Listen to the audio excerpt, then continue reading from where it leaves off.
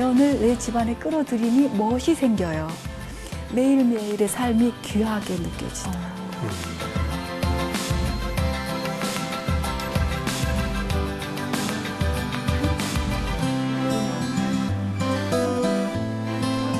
TV 사람을 만나다. 자연주의 산림예술가 이효재 씨를 지금 만나봅니다.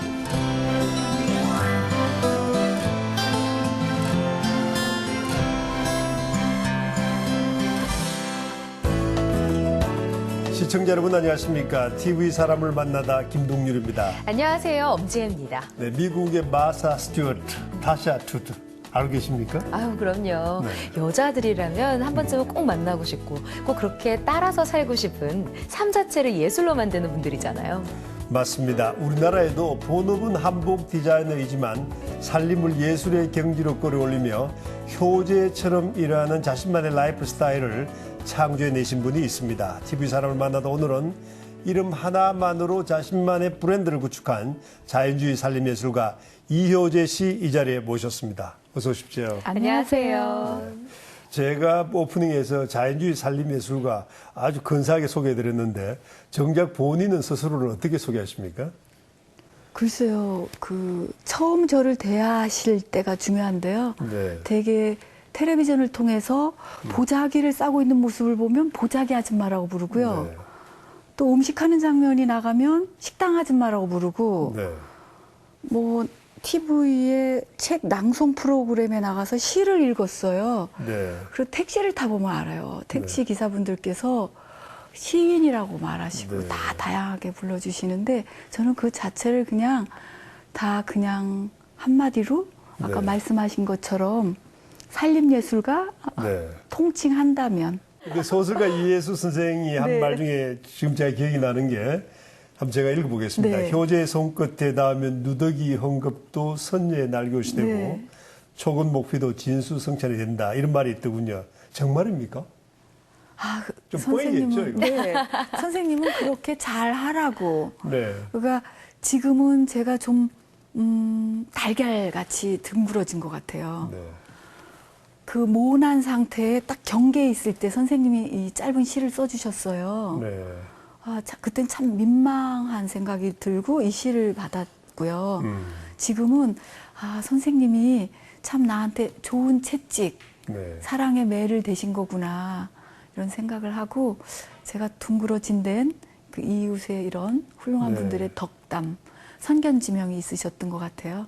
그래서 선생님 이렇게 사소한 것도 아름답게 보시려고 하고 또 공상맞다? 네. 공상맞다는 표현을 쓰기가 좀 어렵긴 하지만 네. 이제 그런 것들도 조금 더 의미 있는 거로 보시려는 그런 것 때문에 이렇게 사소하고 실용적인 것들을 좀 예술처럼 아름답게 만드시는 살림 여왕이 되신 게 아닌가라는 좀 생각이 듭니다. 선생님이 생각하시는 아름다움은 그래서 좀 다를 거라는 느낌이 들거든요. 어떠세요? 저는 인연에 대해서 굉장히 소중하게 여기는데요. 네. 우리는 보통 사람과 사람의 인연을 네네. 생각하는데 저는 사물에도 혼이 있다고 믿어요. 와. 쟁이가 물건을 하나 만들 때 온 몸을 바치고 완성됐을 때는 이미 그분은 밥 먹을 때, 잠잘 때, 꿈 속에서까지 생각할 거거든요. 그렇죠. 네. 그래서 그 물건이 영혼이 있다고 믿기 때문에 거의 모시고 살아요. 그래서 저희 집에 이제 저는 집안에서 주로 생활을 많이 하니까 발등에 채이는 돌뿌리가 있으면 재수 없어 라고 생각하지 않고 돌멩이야? 그 돌멩이를 주워서 전기포트에 삶아요. 그러면 돌을 삶는다고요? 예, 세척을 해야 되니까. 네. 그런 다음에 두고 너는 왜 나를 찾아왔니? 그리고 대화를 시작하고 걔를 가지고 쓸 궁리를 만들어내요. 네. 그렇게 하니 돈이 안 들어서 좋고요. 또 자연을 내 집안에 끌어들이니 멋이 생겨요. 매일매일의 삶이 귀하게 느껴지더라고요. 그래서 마당에 있는 돌멩이 하나를 조잘조잘 모아놨다가 화분에 심어주기도 하고요. 조경을 만들어주기도 하고 김을 누르기도 하고 해서 탑도 쌓기도 하고 그 탑이 오이지 장아찌 만들 때 누름돌로 쓰이기도 하고 이렇게 다양하게 활용하게 선생님께는 되죠. 모든 게 아름다움이네요. 네.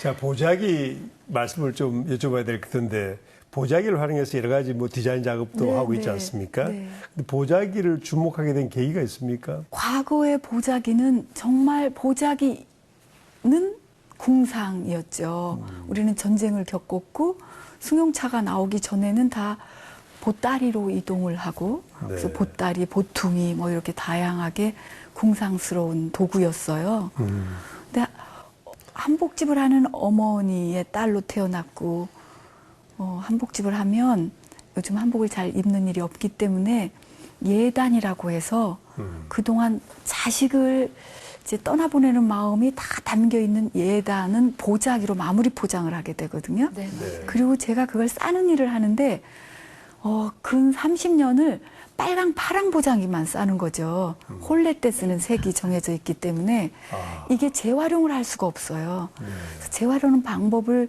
연구를 하다가 다양한 색깔로 이제 자동차도 싸고 뭐 여러 가지 행위를 통해서 관심을 갖게 됐고 그 관심들이 저를 더 힘나게 했어요. 그래서 제가 보자기 아트라는 장르를 만들어서 지금도 끝없이 전시회하고 모든 분들한테 재미거리도 주는데요. 다행히 지구 환경 걱정을 하면서 우리가 종이를 좀 덜 써야 되는 환경에 있는 거예요. 네. 그럴 때 이 보자기 한 장으로 에코백을 만들어 쓴다면 뭐 이런 관심들이 저한테 이제 시기적으로 맞은 거죠. 네. 그게 보자기를 이제 아트라는 이름을 붙이기까지 된 지경에 이르렀어요. 네. 네. 오늘 TV 사람을 만나다 라이프 스타일 디자이너 이효재 씨와 함께하고 있습니다. 저는 정말 궁금해지고 있는데요, 지금요. 살림고수의 집은 어떨지 저뿐만이 아니라 시청자 여러분들 모두 궁금해하실 것 같아서요. 이효재 씨의 감성을 담은 집 저희가 직접 찾아가 봤습니다. 함께 보시죠.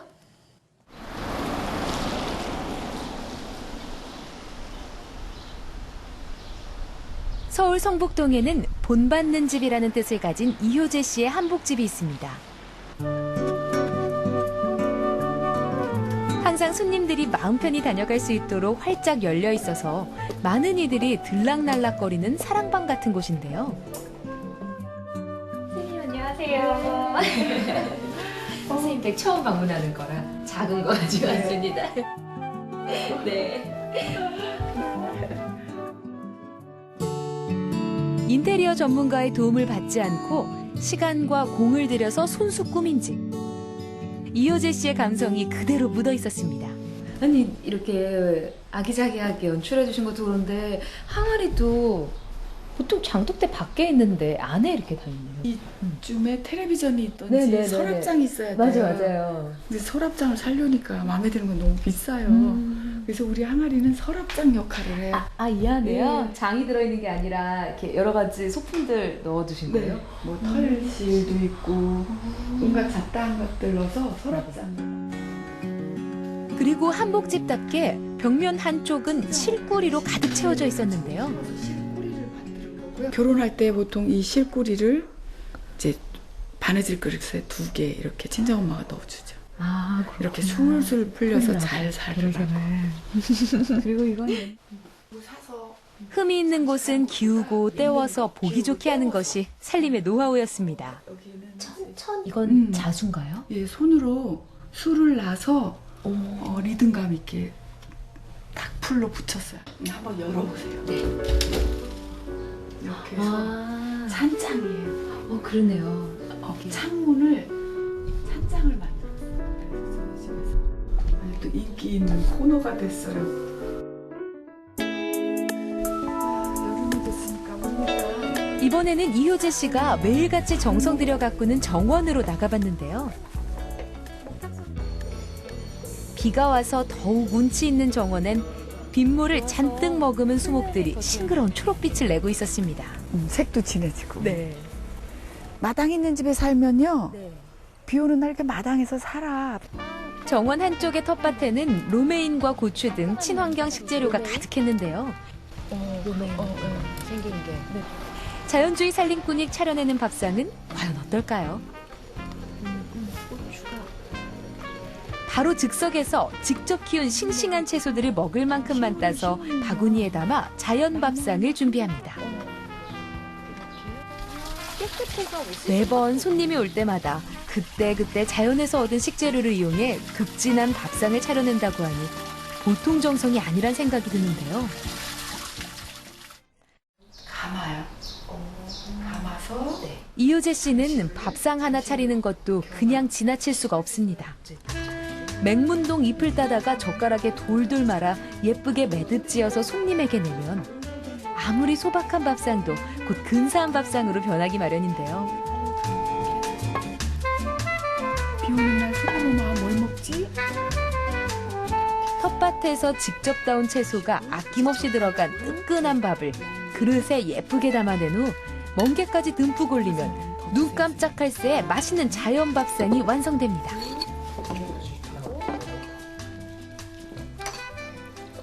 그다음에 초고추장 조금 넣어서 먹고 그다음에 김가루까지 섞어 먹으면 과연 그 맛은 어떨까요? 재료 맛을 살리기 위해 간을 최대한 하지 않는 이효재 씨의 밥상은 자연의 맛 그대로였습니다. 또 김가루 또 넣어서 또 다르게 또 드셔보세요. 개인적인 공간조차 나름대로의 질서가 엿보이는 이효재 씨의 집. 자칫 방심할 수 있는 공간까지 예쁘게 꾸며놓은 것이 인상적이었는데요. 집에서도 끊임없이 움직인다는 이효재 씨의 살림 철학을 들어봤습니다. 처음 온 집인데도 편안하더라고요. 네. 곳곳에 선생님만의 정말 효재처럼 숨길이 하나하나 들어있어서요. 보면서도 예쁘다 이상의 그 뭔가의 따뜻함을 느꼈는데 선생님께서 생각하는 이 선생님만의 집에 대한 철학? 선생님께 집은 어떤 의미인 거예요? 항상 꿈꾸는 집이란 내가 어느 곳에 공간 이동에 있던 공간의 정성을 다하는 것. 저는 사소한 거 하나 못을 박는 걸 잘하네요. 있는 그대로. 어디에다 걸을까 들고 다니면서 끝없이 대화를 하고 어떤 물건 하나는 2년씩 걸리는 거 제자리 찾는데 기다려주고 가꾸고 보살피고 이런 과정을 즐기고요. 그 공간이 나인 거죠. 자연을 닮은 살림고수 이효재 씨의 집은 이름처럼 정말 본받고 싶은 집이었습니다. 그냥 돌려요. 하지만 그보다 더 본받고 싶은 것은 언제나 최선을 다해 손님을 대접하는 이효재 씨의 극진함이었습니다. 네, 클러치 백. 그러니까 예뻐요. 감사합니다.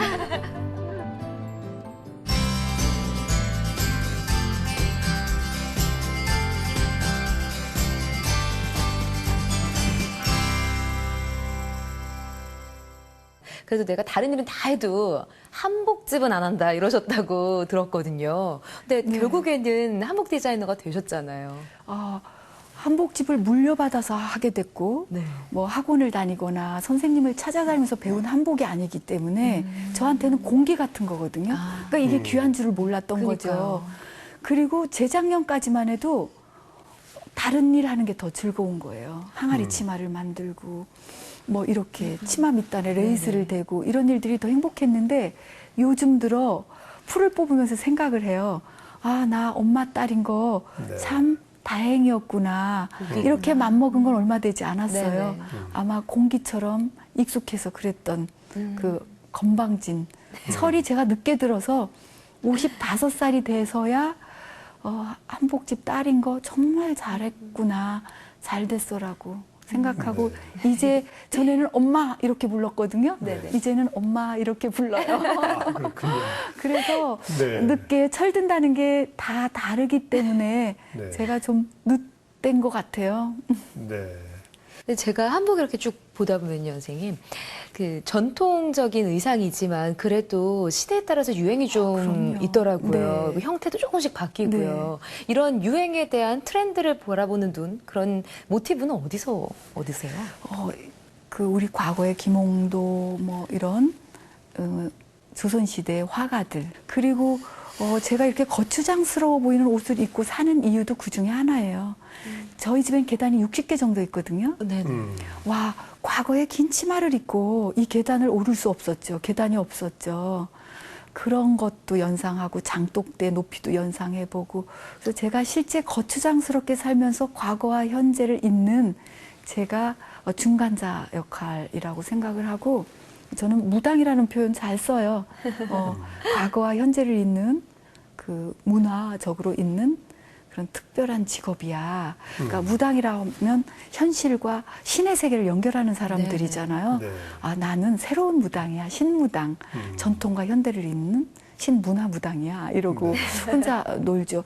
그렇지 않으면 저희 직업이 자칫 고달프고 청승맞게 느껴져요. 네. 그래서 스스로에게 의미를 많이 부여하죠. 이렇게 시간과 시간을 이으려고 노력하시고 좀 어떤 상상과 과거를 생각하면서 사시는 것 때문에 그 어렵다는 드라마 의상도 맡아서 담당하시는 건가 아닌가 싶어요. 드라마도 많이 하셨잖아요. 네. 왕의 여자, 네. 영웅시대 이 안에 들어오는 네. 의상들을 담당해서 쭉 디자인을 하셨었는데요. 이 드라마 의상은 좀 다른가요? 어떻습니까? 왕의 여자라는 드라마는 궁중 얘기이기 네. 때문에 드라마 그 궁중 의상을 400벌 정도 만들어 봤고요.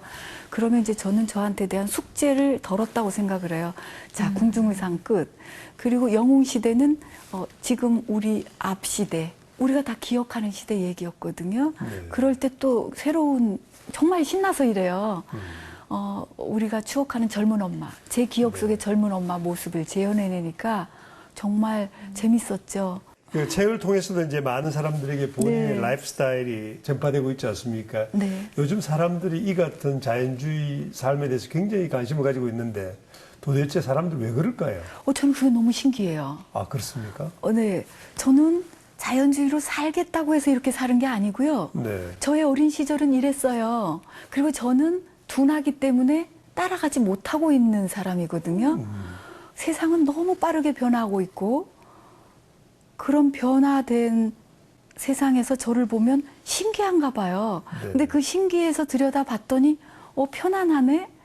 편안한데 예쁘네? 뭐 이런 호기심의 유발 시작이 관심을 갖게 되지 않았나 싶은데 저는 사실 속도를 쫓아가지 못하는 그런 둔한 사람인 모습을 보고 좋아해 주시는 거죠. 오히려 사람들이 열광하는군요. 네, 편안해 하시는 것 같아요. 네. 오시는 분마다 저를 보고 좋아하는 게 아니라 저를 보고 다른 상황을 연상을 하고 행복해 하세요. 우리 외할머니가 생각났다. 우리 어머니가 이랬다. 네. 어떤 다른 자기의 어린 시절 행복했던 한때를 연상하면서 좋아하세요. 저는 정말 그 창문, 그 어떤 역할인 것 같다는 생각을 하죠. 네.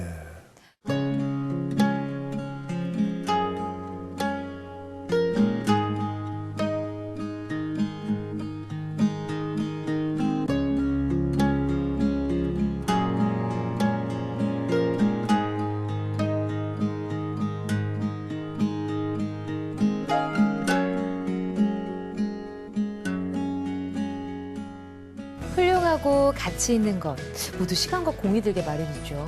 매 순간 마음을 다하고 또 진정으로 하고 싶은 일을 하는 것 이것이야말로 효제처럼 인생을 즐겁게 살 수 있는 해법이 아닐까 싶습니다. 네, 본받는 집이라는 뜻을 가진 효제라는 그 이름처럼 앞으로도 아름다운 삶을 살아주시길 바라면서 TV 사람을 만나다 오늘은 여기서 마치겠습니다. 시청자 여러분 고맙습니다.